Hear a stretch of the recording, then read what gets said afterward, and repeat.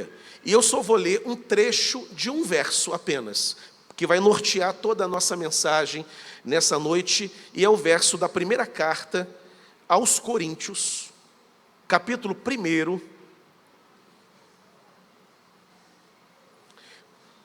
Primeira carta do apóstolo Paulo à igreja de Corinto, no capítulo 1, no verso 2, e nós leremos apenas uma sentença desse versículo, que é a sentença inicial, que diz assim: a igreja de Deus que está em Corinto, a igreja de Deus que está em Corinto. Deus abençoe a leitura e a meditação na sua palavra. Amém. Queridos, Paulo é o plantador da igreja de Corinto. É o ministério do apóstolo Paulo com a bênção de Deus, porque Paulo, além de ser um teólogo extraordinário, mestre da lei, que se converteu ao evangelho, missionário, escritor das 13 cartas do Novo Testamento, das 27 cartas do Novo Testamento, 13 são de autoria do apóstolo Paulo, 50%, portanto, mais de 50% de responsabilidade dele. É ele, da sua escrita, dos seus textos, onde as principais teologias, as principais doutrinas do Novo Testamento são extraídas. E, se não bastasse também ser um pregador apaixonado, Paulo era um missionário, era mestre, apóstolo e plantador de igrejas. Entre as igrejas que ele plantou, uma delas a igreja de Corinto, a qual ele amava, a qual ele tinha um compromisso, e depois de plantada e batizadas as pessoas, pelos líderes daquela igreja, pelos presbíteros, pelos pastores que serviam ali, a igreja vai bem, a igreja vai crescendo. Ela funcionava dentro de uma casa, tinham várias famílias, algumas dessas famílias e membros da igreja de Corinto são mencionados e mencionadas na carta que ele escreveu, nas duas cartas. Uma das famílias mais famosas, a família de Cloé ou de Cloé, e é dessa família, que vem algumas informações sobre a igreja de Corinto plantada pelo apóstolo Paulo. E as notícias que chegam aos ouvidos de Paulo são notícias desafiadoras. Paulo recebe um relato de acontecimentos que estavam ocorrendo dentro da igreja de Corinto e que eram relatos difíceis. Eu costumo dizer que qualquer pastor que recebesse um convite para assumir o pastorado da igreja de Corinto, se os oficiais relatassem para o pastor candidato o que a família de Cloé, que provavelmente é ela quem relata para Paulo que estava acontecendo, dificilmente qualquer pastor aceitaria pastorear a igreja de Corinto. É uma igreja complicada, é uma igreja abençoada, inegavelmente. Paulo mesmo vai dizer que naquela igreja não faltava nenhum dom. Era uma igreja abençoada, uma igreja dinâmica, uma igreja carismática, com muitas manifestações espirituais, inclusive. Mas era uma igreja difícil, desafiadora, complexa, uma igreja que pesava sobre os ombros de Paulo, uma vez que ele era visceralmente ligado àquela igreja, como plantador daquela comunidade que ele foi, e ele amava. Tanto que ele serve a igreja, mesmo longe, escrevendo cartas que inclusive farão parte do Novo Testamento. Irão compor o que a gente chama hoje da escritura do Novo Testamento, o cânon do Novo Testamento. 4 cartas foram escritas. Dessas 4 cartas, nessas fusões, elas viraram 2, a primeira e a segunda carta aos Coríntios. E quando Paulo escreve essa carta, ele está inspirado pelo Espírito Santo, reagindo às informações que chegaram no apóstolo. E que informações são estas? Quando nós entendemos o panorama da igreja de Corinto, nós entenderemos o porquê, logo no início, Paulo vai chamar a igreja de Corinto de igreja de Deus. Chamar uma comunidade, uma comunidade de fé, uma congregação, um ponto de pregação, um campo missionário, ou até uma igreja histórica estabelecida, como é o caso da igreja de Campina Grande, chamá-la de igreja de Deus é uma obviedade. É óbvio que um grupo de irmãos compõe uma igreja, e uma igreja de Deus. Porém, quando nós nos lembramos do que estava acontecendo em Corinto, essa simples expressão, chamar aquela igreja de Deus, ela ganha um significado extremamente importante. Afinal de contas, a igreja de Corinto, ela estava sofrendo. Ela não estava num momento bom. Paulo não escreve aquela carta para elogiar, embora há elogios naquela carta. Há, inclusive, nesse próprio verso, na sentença que propositalmente eu não li, que é o restante do versículo 2, ele vai falar dos santificados em Cristo, dos chamados para serem santos. Tem santos ali dentro. Há santidade sendo vivida ali dentro. Mas há muito problema. Não é uma carta elogiosa. É uma carta, ainda que ela não seja considerada uma epístola pastoral, como são as cartas, as duas escritas para Timóteo, a epístola escrita para Tito, que são enquadradas nas epístolas pastorais, estamos diante de um apacento, de um pastoreio de Paulo. O escrito de Paulo visa o pastoreio da igreja de Corinto. Ele quer chamar os irmãos, primeiramente, a uma conscientização dos muitos equívocos que a igreja estava vivendo e reproduzindo. Consequentemente, uma vez reconhecendo estes equívocos, a igreja seria chamada também a um arrependimento e, consequentemente, a uma mudança de postura. Que situações são essas? Que equívocos são esses? Que são narrados para o apóstolo e que motivam ele escrever a carta de Corinto. Primeiramente, a igreja de Corinto estava vivendo um problema seríssimo de divisão, racha, dissensão, partidos, grupos. Mesmo não sendo uma igreja muito numerosa, porque naquele momento da história da igreja, você não tem ainda templos construídos para uma reunião pública. Em Jerusalém só tinha o templo que era dos judeus, para cultuar o Deus de Israel. Os cristãos, dentro dos textos do Novo Testamento, as reuniões eram domésticas, eram em casa. O templo era frequentado também pelos próprios crentes. Atos 2:46, por exemplo, nos informa que os crentes partilhavam o pão de casa em casa, diariamente, e também frequentavam o templo. Está no verso 46 do capítulo 2. No capítulo 3 do próprio livro de Atos, encontramos Pedro e João indo orar no templo, na oração da hora nona, às 15 horas. Então, o templo era frequentado, mas as casas eram abertas para a adoração. E com exceção das casas, daqueles que eram pertencentes a classe média alta da época, a classe abastada, a maioria eram casas simples, até porque os primeiros crentes, eles eram pessoas do povo, eram pescadores, eram agricultores, mulheres, crianças, escravos. Mais à frente é que as autoridades serão convertidas, mais à frente que, inclusive, generais romanos vão se converter. Mas no início é o povo simples, é o povo que está na rua, que está circulando. E essas pessoas não tinham condições de ter uma casa muito grande. Mas mesmo assim, apesar do provável tamanho diminuto daquela casa, não ser talvez uma igreja de 500 membros, era uma igreja com muitos problemas. E havia grupos, divisões, partidos dentro daquela congregação.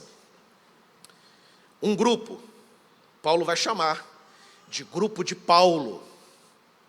Um segundo grupo, Paulo vai chamar de grupo de Pedro.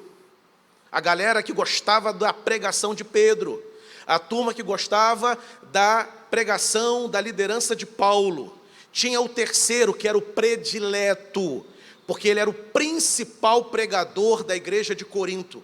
Um homem chamado Apolo, que em Atos ele é apresentado como um homem fervoroso, que domina as escrituras e era eloquente. E Corinto é uma cidade grega, e os gregos amavam a arte da retórica, da eloquência, a arte de falar. Se pagava muito caro para que atores se apresentassem publicamente e defendessem uma tese ou apresentassem uma peça. E esse hábito de articular as ideias, concatenar o pensamento e ser claro, retórico, envolvente, isso foi algo que Apolo herdou. Apolo é natural, ele nasceu na Alexandria, a cidade da Septuaginta, onde havia inclusive a principal escola de oratória do mundo antigo. Todos os grandes políticos, todos os grandes oradores, os atores, iam para Alexandria para aprender a falar. E Apolo cresce nessa cidade culta, erudita, que valorizava a arte da retórica, e se não bastasse, era a cidade da Septuaginta, e a Septuaginta era a tradução grega do Antigo Testamento, do hebraico, para a língua grega. Por isso ele é poderoso na Escritura, como diz Lucas no livro de Atos. Ele cresce nesse ambiente, e quando ele chega em Corinto, ele cai na graça da igreja. E forma ali, não por culpa dele, como também Pedro não tinha nenhuma responsabilidade na torcida organizada que se reunia em torno do seu nome. Ele, Apolo, não era culpado disso, mas ele cai na graça. Paulo, inclusive, diferentemente do que a gente pensa, Paulo não era retórico. Paulo não é um grande pregador, no sentido do apreço popular. Ele não era o Hernandes Dias Lopes da época dele. Inclusive, quando ele prega, Eutico, lembramos dele, dorme no sermão de Paulo. Lucas, inclusive, dá uma catucada, dizendo, o sermão de Paulo foi um sermão longo. Ele dorme, ele cai, inclusive, de onde ele está. E, inclusive, na segunda carta aos Coríntios, capítulo 10, verso 10, Paulo faz menção de uma crítica que a igreja fazia à sua pregação. Ele toma conhecimento de uma rejeição da igreja de Corinto.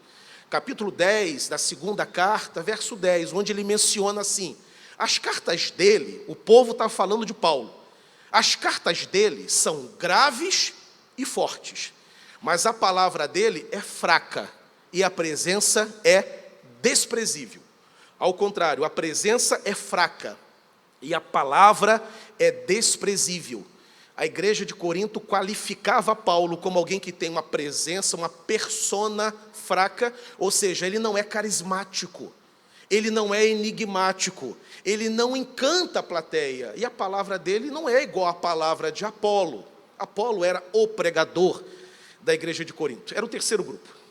Mas havia um quarto grupo, uma quarta divisão dentro da pequena igreja de Corinto. E esse quarto grupo era o pior de todos, o mais arruaceiro, o mais insubordinado, o mais bagunceiro, o mais rebelde. E esse grupo, Paulo vai chamar de grupo de Jesus.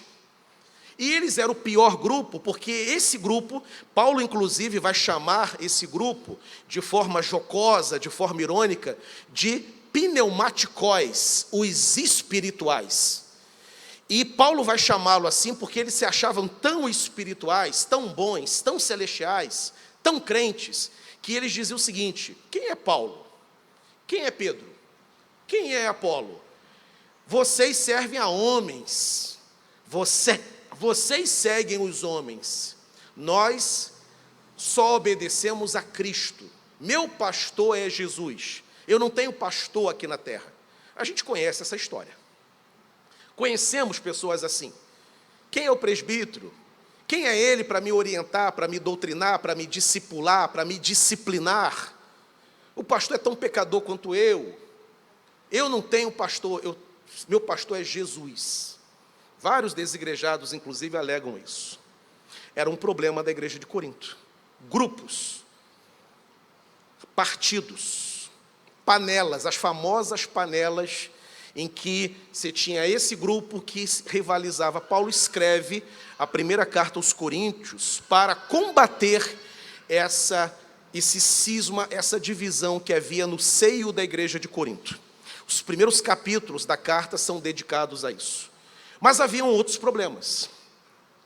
E um outro problema muito grave que havia na igreja de Corinto, e esse da divisão é gravíssimo. O Espírito Santo levanta Paulo a escrever para combater, porque divisão é algo sério. Partido na igreja é algo que fragmenta a comunhão. E o Deus que nós servimos é um Deus que ama a comunhão. Mas também havia na igreja de Corinto um problema sério, que Paulo vai chegar a dizer o seguinte: nem entre os incrédulos esse pecado é praticado. Estou sabendo que há no meio da igreja de Corinto um pecado tal, uma aberração comportamental, que nem entre os incrédulos. Ele escreve isso no capítulo 5 da primeira carta. E essa aberração que ele se refere é um rapaz, um jovem, que estava subindo à cama de seu pai para ter relações amorosas com a sua madrasta. Um pecado, portanto, de incesto, um pecado sexual familiar. Paulo chega a dizer, nem entre os incrédulos. E Paulo propõe que o rapaz seja disciplinado, para que o corpo fosse castigado por Satanás, uma vez que seria desligado da comunhão da igreja, mas o espírito seria salvo no dia do Senhor. Pecado sexual dentro da igreja de Corinto, capítulo 5. Mas há um terceiro problema, que Paulo é informado. Paulo não está vendo. Paulo não está pastoreando a igreja, e no pastoreio ele vai descobrindo, no gabinete pastoral, ele vai descobrindo os problemas. Não, Paulo está longe, está plantando igreja, já plantou Corinto, está em outros lugares, está circulando. E um membro da igreja informa o apóstolo Paulo. Benditos informantes que nós pastores temos, que expõem às vezes determinados problemas para o bem da comunidade da fé. E o terceiro grande problema que Paulo enfrenta, ele apresenta lá no capítulo 6, que é o problema do litígio entre os irmãos. Paulo vai dizer no capítulo 6 que o que estava acontecendo na igreja de Corinto, de irmãos tendo litígio contra outros irmãos, o que havia? Se um irmão tivesse uma queixa contra outro irmão, ao invés dos membros da igreja de Corinto chamar a liderança, os pastores, os presbíteros, os diáconos da igreja e narrar o problema, não. Eles faziam aquilo que era hábito comum na jurisprudência da época. Na época, se alguém tivesse uma demanda contra uma pessoa, ia para a praça pública, uma assembleia era convocada, as partes compareciam, a acusação e a defesa, e cada um apresentava qual era a sua demanda. Eu tenho contra esse cidadão o seguinte, e apresentava a lista acusatória. E depois a palavra era concedida, mas você também fez isso contra mim.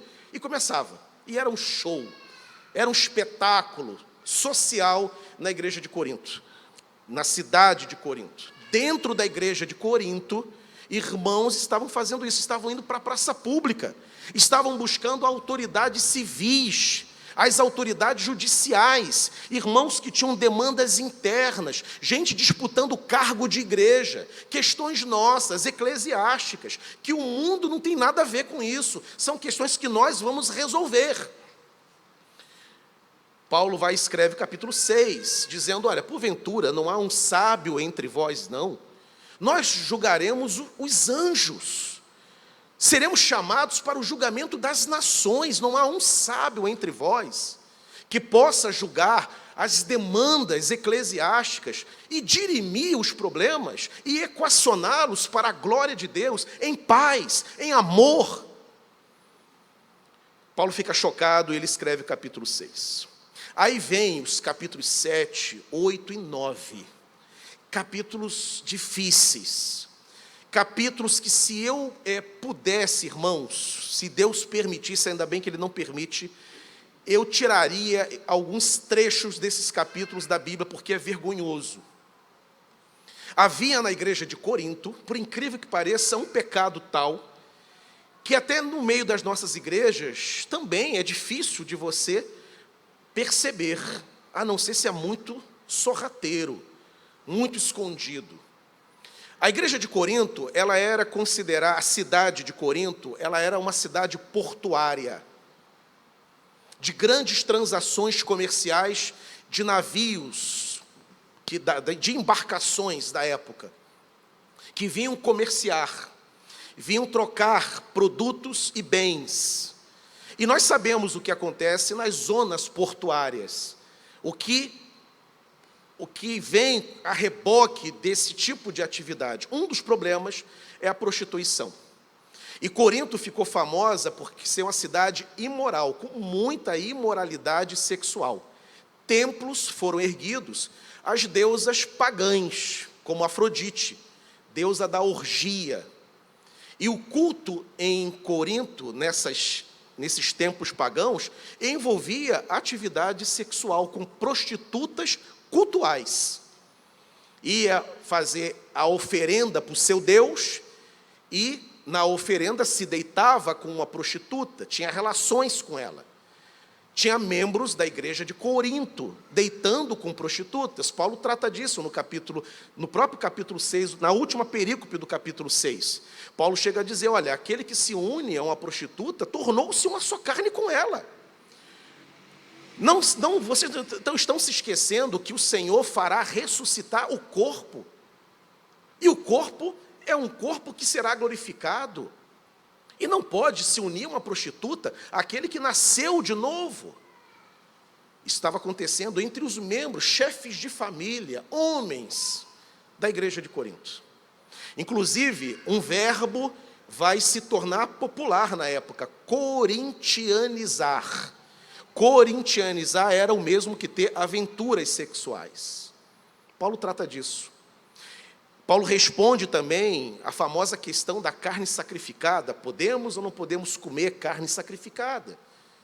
Porque havia o hábito de matar um touro nas madrugadas, cortava depois o touro em fatias e vendia no mercado. E era normal as pessoas comprarem, levarem para o consumo. E depois muitos desses coríntios se convertiam e sabiam a origem da carne que estava na mesa. E aí surge essa carne, esse pedaço de bife que estava aqui, era de um touro que foi sacrificado a Baco. Podemos ou não podemos comer? Paulo responde essa questão. Vem o capítulo 11, que é um capítulo bonito. Hoje foi mencionado aqui pelo reverendo Moisés, na celebração da ceia. É o verso, a partir do verso 23, que eu menciono desde que me tornei pastor. Parece até que eu não conheço outro texto sobre a ceia. Porque eu recebi do Senhor, o que também vos entreguei, que o Senhor Jesus, na noite que foi traído, tomou o pão. E tendo dado graças, o partiu e disse, esse é meu corpo que é dado por vós. Fazei isto em memória de mim. É lindo esse versículo. Versículo da celebração da ceia, que aponta para a morte do Senhor, a entrega do Senhor logo após a traição.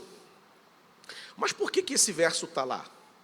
Por que Paulo está ensinando a forma correta de celebrar a ceia do Senhor? Não são crentes? Não se reuniam e regularmente celebravam a ceia? E, inclusive, naquela época, a ceia não era mensal, como hoje, ela era dominical. E a ceia, inclusive, ela era celebrada num contexto de uma festa do amor, a festa ágape. Era comida mesmo, pedaços de carneiro, peixe, pão, fruta, vinho. Por que Paulo está ensinando a celebrar? Porque o que Paulo está fazendo ali é disciplinar a igreja e ordenar a igreja de uma forma correta da ceia. Qual era a distorção, o erro que Paulo ouve para que ele corrija e ensine a forma correta? Um pecado gravíssimo estava acontecendo no momento da celebração da ceia da igreja de Corinto. E o pecado que estava acontecendo era o pecado da exclusão social. Sabe o que acontecia? No momento da celebração da ceia do Senhor, como era uma grande refeição, e no meio da refeição, o momento específico da ceia do Senhor, todos os membros da igreja de Corinto levavam, cada um levava o peixe, o outro levava o jarro de vinho, o outro levava o cordeiro assado, o outro levava as frutas, e era um banquete, o outro levava o pão, muita fartura. Só que não era uma fartura para todos. Quem se aproximava primeiro da mesa do Senhor eram os abastados, eram aqueles que tinham condições financeiras de levar o alimento. Os pobres ficavam esperando o momento de serem autorizados para se aproximar da mesa. E quando chegava esse momento, quando os pobres se aproximavam, não tinham nada para poder participar. Não é por menos que na perícope anterior ao verso 23, Paulo faz uma pergunta retórica, provocativa e exortativa. Vocês não têm casa onde comer, não? Vocês estão devorando a casa de Deus, devorando a igreja de Deus. Por que Paulo está dizendo isso? Quem é que estava devorando? Eram os abastados, eram os ricos. E os pobres, os escravos, as mulheres, as crianças, ficavam excluídas daquele momento. E Paulo então escreve o capítulo 11 para doutrinar a igreja e ensinar a igreja como toda a igreja deve participar do momento da ceia do Senhor. Vem o capítulo 12, conhecido, polêmico, o capítulo que trata dos dons espirituais, da manifestação dos dons. E se você observar logo no início, os 3 primeiros versos do capítulo 12, nós temos ali naquela perícope inicial um problema que Paulo de imediato já ataca. Paulo vai dizer: eu quero ensinar para a igreja de Corinto o seguinte: ninguém cheio do Espírito Santo diz anátema a Jesus. E também quero dizer que ninguém diz Jesus é o Senhor se não for pelo Espírito Santo. Por que Paulo está dizendo algo tão óbvio? Porque na alegria da liturgia da igreja de Corinto, muitos tomados de êxtase, muitos terminavam repetindo palavras que se aproximavam da blasfêmia ao Senhor Jesus. Isso, Paulo toma essa informação, diz: se está acontecendo isso, se tem gente que está amaldiçoando o nome de Jesus, eu quero te lembrar que isso não é que ninguém cheio do Espírito diz isso. E Paulo então começa a ensinar sobre os dons do Espírito Santo, ensinando a procedência, a natureza e principalmente a finalidade, que era edificar a igreja. Um outro problema ligado aos dons espirituais é que havia uma disputa de dons, principalmente acerca dos dons públicos, dos dons visíveis, principalmente línguas e profecia. Dons que se manifestam discretamente, como o dom de socorro, o dom de hospitalidade, não eram dons disputados. Agora, as línguas, havia uma disputa. Profecia, que é um dom público, tinha. E Paulo então vai mostrar que todos os dons, e não alguns, procedem do mesmo Espírito. Ele vai dizer: a um foi dado o dom de línguas, a outro, pelo mesmo Espírito, o dom de interpretar, a outro, a palavra da sabedoria, a outro, pelo mesmo Espírito, a palavra do conhecimento. Procedem do mesmo Espírito. Paulo, inclusive, no capítulo 12, ele utiliza a belíssima analogia do corpo humano. Assim como o corpo tem muitos membros, e todos os membros são funcionais e auxiliam o corpo, assim muitos membros na igreja de Cristo, cada um na sua função, no seu lugar, colabora para que o corpo, a igreja, seja edificada.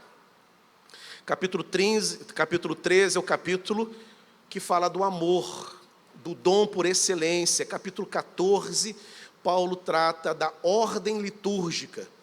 É o capítulo onde fala que tudo deve ser feito com ordem e decência.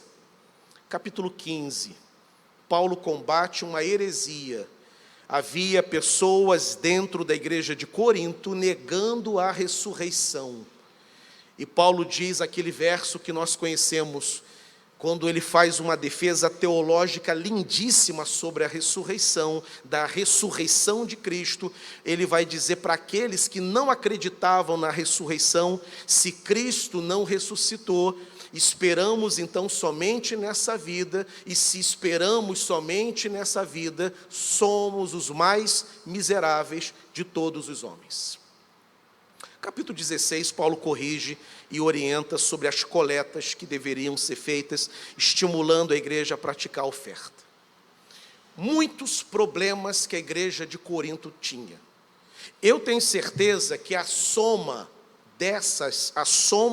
desses problemas, a soma desses pecados, eu duvido de todo o meu coração que todos esses pecados estejam hoje presentes na igreja de Campina Grande. Como duvido também, como pastor da igreja de Niterói, que a soma de todos esses pecados ao mesmo tempo estejam presentes na igreja de Niterói. Pode ser que momentos da história, Niterói caminha para 80 anos. Muito do que está em Corinto, certamente, em algum momento, se manifestou numa vida aqui e numa vida acolá. Ao mesmo tempo, Paulo está combatendo uma soma de pecados gravíssimos que estavam acontecendo naquele momento. Não eram estanques, não eram momentos sazonais, não eram momentos de história distinta. Não, era ao mesmo tempo. Ele recebe a narrativa do que estava acontecendo em Corinto. E eu fico imaginando, como eu disse, um pastor sendo convidado para assumir uma igreja, e os oficiais: pastor, calma aí, o que o senhor achou da nossa igreja? Ela é linda, ela é maravilhosa, ela é evangelística, ela é missionária, o meu coração está ardendo, a minha família foi bem recebida, eu quero ficar aqui. O senhor quer ficar aqui, reverendo? Quero. Então calma aí, prepare-se, senta. Vamos contar algumas coisas para o senhor. E contasse o que contaram para o apóstolo Paulo. O senhor vem para cá? Olha o que espera. Olha as medidas pastorais, disciplinares que o senhor tem que adotar. Tem pecado aqui, pastor, de divisão, dissensão, exclusão social, pecado sexual, incesto, litígio, prostituição das brabas. Heresia sendo ensinado por alguns aqui, pastor, também tem. Estão negando que Jesus ressuscitou. Heresia. Abuso acerca dos dons espirituais. Tem gente que fica disputando cargo na igreja. Tem gente que se acha mais espiritual do que o outro. Tem gente aqui que acha que é melhor do que o outro porque ora em línguas que não são línguas humanas. Tem alguns aqui que são tomados com a bênção da profecia e se orgulham disso, são vaidosos. O senhor quer vir para cá? Apesar de sermos evangelísticos, missionários, engajados, adoradores, tem esses problemas aqui. O senhor quer assumir o pastorado, a presidência da nossa igreja?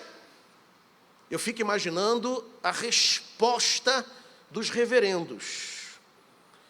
Porque isso não é apresentado geralmente nas nossas candidaturas. Essas coisas ficam... Primeiro o pastor chega. Festa, homenagem, flor, presente, placa. E à medida que a convivência vai se estabelecendo, a igreja vai se abrindo. E a virtude e o defeito da igreja e também do pastor vão aparecendo. Mas cartão de visita, eu fico imaginando Paulo quando recebe esse relato.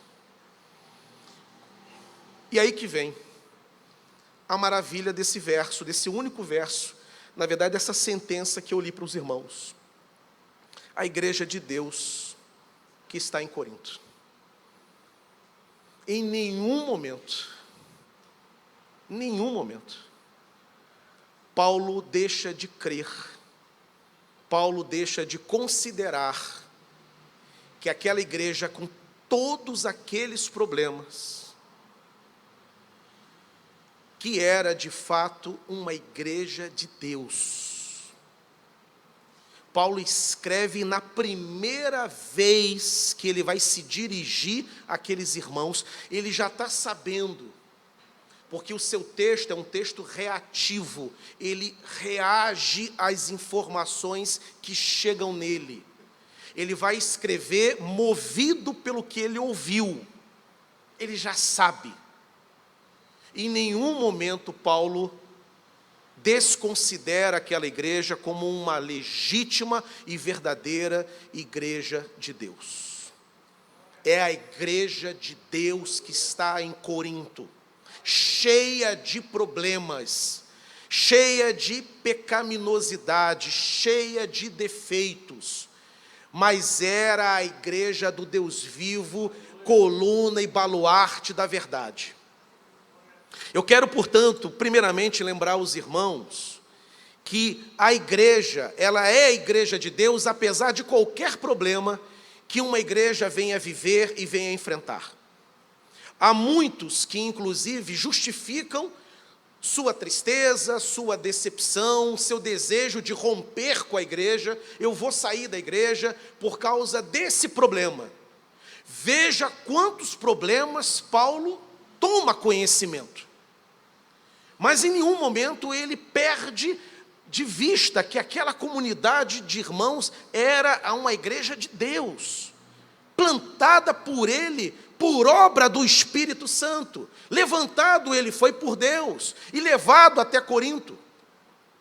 A igreja, apesar de qualquer luta ou qualquer fase que ela enfrente, ela é a igreja do Senhor, ela é a igreja de Deus.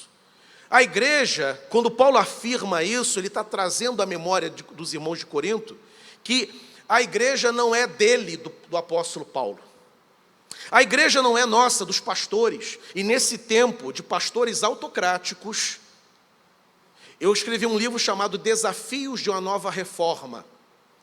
E em um dos capítulos do livro que eu escrevi, eu lancei em 2017, no ano dos 500 anos da Reforma, um dos problemas que eu aponto, um dos desafios da igreja moderna, é as lideranças autocráticas, pastores, donos do rebanho. Em São Gonçalo, falo de onde eu conheço, de onde eu vim. Você tem, inclusive, terrenos, onde o templo está registrado em nome do pastor. Ele é o dono do patrimônio.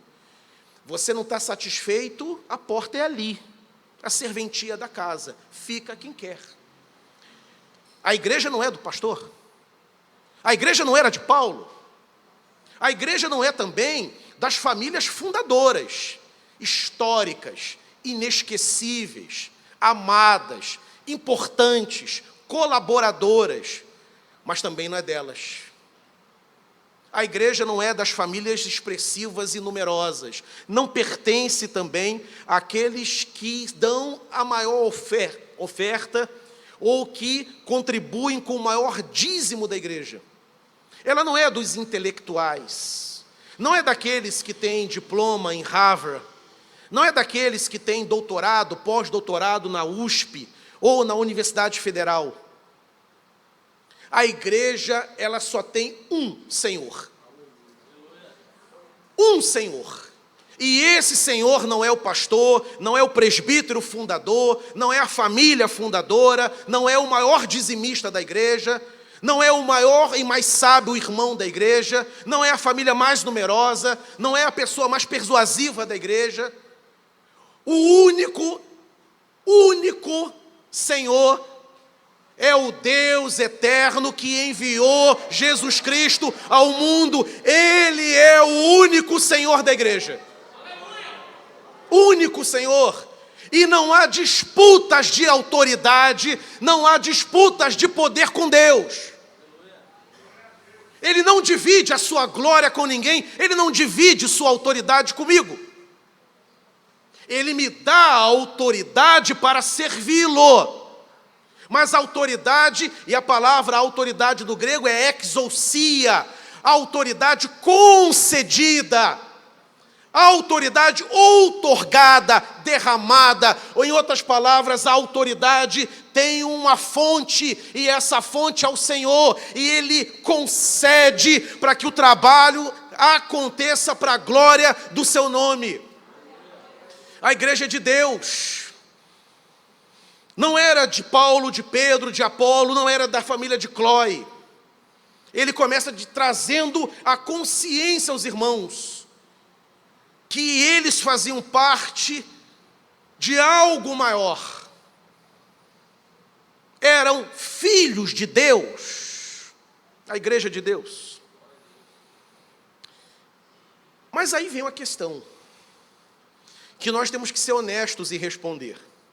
Uma pergunta bem feita, que alguém pode fazer assim: ok, a igreja é de Deus, e Deus é bom, Deus é santo, Deus é benigno, excelso, Deus é amor. Inclusive João vai dizer nas suas cartas, as cartas joaninas, escritas no final do Novo Testamento, que Deus é amor.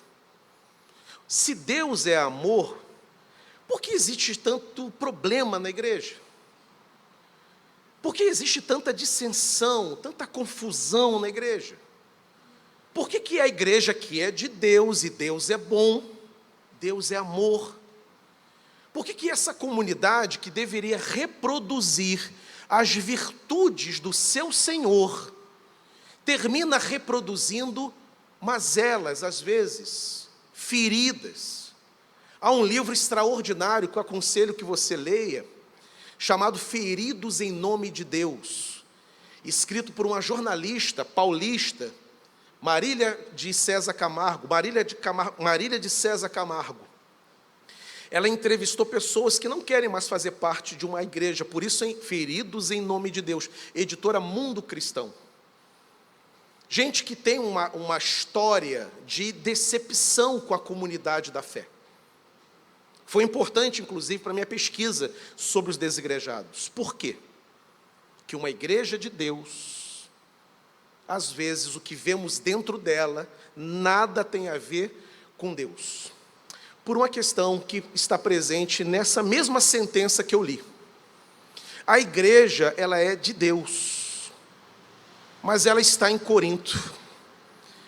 Ela está inserida no meio dos homens. Ela é ainda a cidade dos homens. A igreja, ela não foi ainda arrebatada. O nosso corpo ainda não é um corpo glorificado. Como Lutero disse, nós somos ao mesmo tempo justos e pecadores. Somos falhos. E na nossa caminhada, as nossas falhas serão manifestas.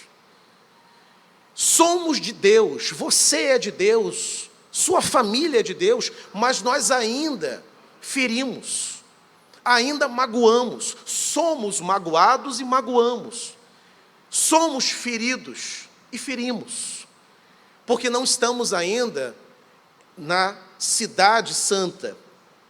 Não fomos ainda ao encontro do Senhor nas nuvens com poder e grande glória. A mácula do pecado, a natureza adâmica não foi extirpada de nós ainda.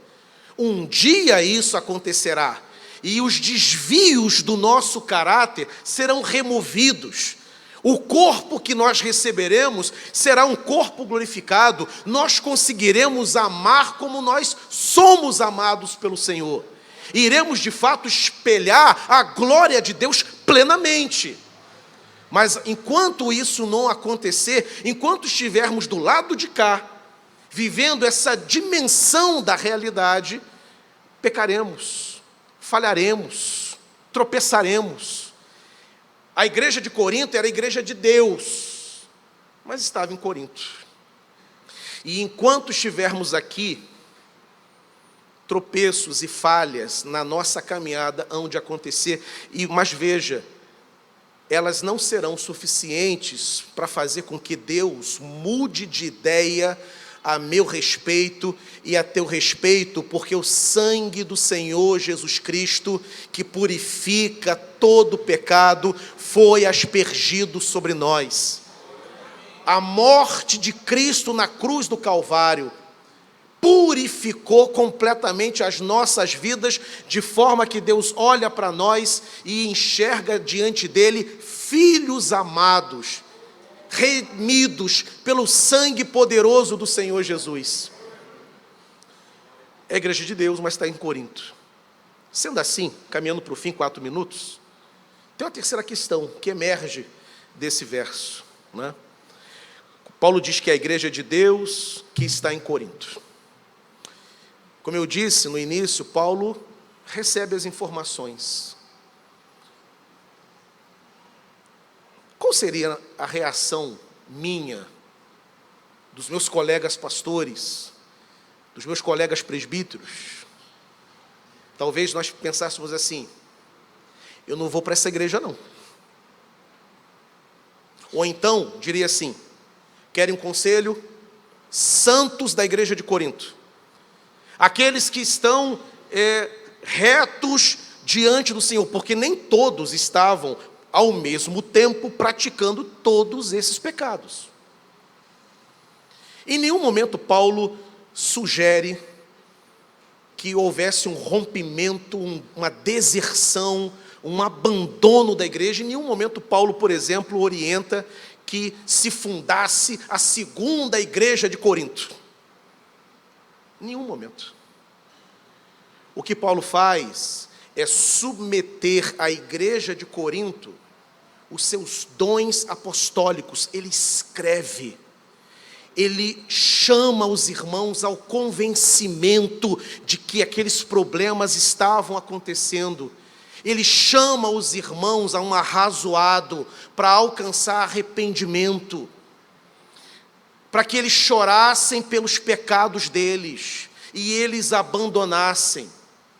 Paulo em nenhum momento abandona a igreja de Corinto. Irmãos, se Paulo, apóstolo, conduzido pelo Espírito Santo, escreve a uma igreja que tem tantos problemas, e nós cremos que quando Paulo escreve, ele escreve movido pelo Espírito, numa inspiração. Em última instância, então, quem está falando com a igreja é o Espírito Santo, através de Paulo, através da pena de Paulo. Sabe o que significa? Que Deus não desistiu da igreja de Corinto. Porque Deus não desiste dos pecadores. Deus não desiste do seu povo. Deus não desiste de nós. Se o Espírito de Deus, e não há nenhum outro que seja mais santo, mais reto, mais puro, mais sensível que o Espírito de Deus. Se o Espírito, que é santo, não desistiu da complicada igreja de Corinto, eu pergunto aos irmãos: somos nós que vamos desistir? Vamos nós que iremos deixar as nossas comunidades por causa dos problemas que ela tem? Pastor, eu estou deixando o coral. Por quê, irmão? Tem muito problema no coral. Pastor, eu não quero mais ser diácono, não. Tem muito problema na diaconia. Pastor, estou abandonando o ministério de louvor. Tem muito problema no louvor. Estou deixando o departamento tal. Tem muita crise. Se Deus não desiste, se Deus não se retira da igreja, se Deus não remove e não se ausenta, por que nós iremos nos ausentar? Por que nós, pastores, inclusive, iremos abandonar a igreja na hora que a igreja enfrenta o maior momento, o seu momento mais difícil? A igreja enfrenta a sua maior crise. Eu tenho, inclusive, conversei isso com os meus oficiais. Se há problemas, não é hora do pastor deixar uma igreja por causa dos problemas. É hora dele se doar mais, dele se dedicar mais. E quando tiver tudo maravilhosamente bem, serenando na igreja, quando os frutos começarem a ser produzidos, aí ele pode pensar em deixar para colaborar em outro lugar.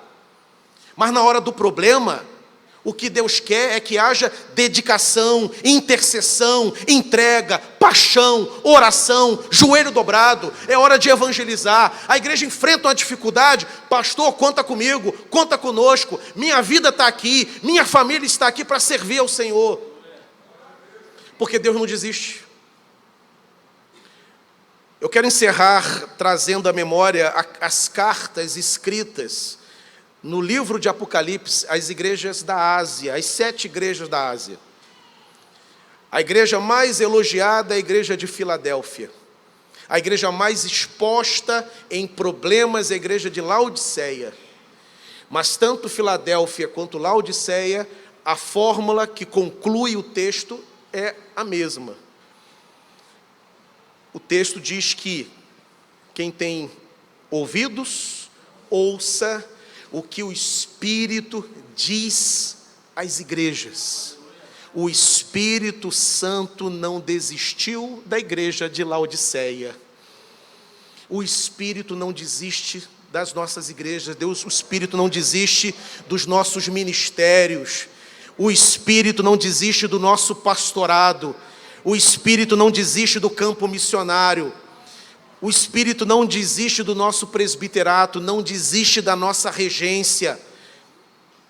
Mesmo que enfrentemos um momento difícil, o Espírito Santo nos capacita a enfrentar aquele problema, porque somos dele, os nossos ministérios pertencem a ele, foram concedidos por ele, e Deus nos chama a marchar até cruzar a linha de chegada e receber o prêmio. Louvado seja o nome do Senhor.